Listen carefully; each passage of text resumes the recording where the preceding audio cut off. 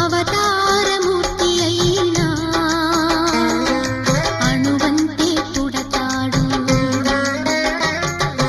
అమ్మ పేగు పంచుకుని అంతవాడు అవుతాడు. అవతారమూర్తైన అణువంతే పుడతాడు. అమ్మ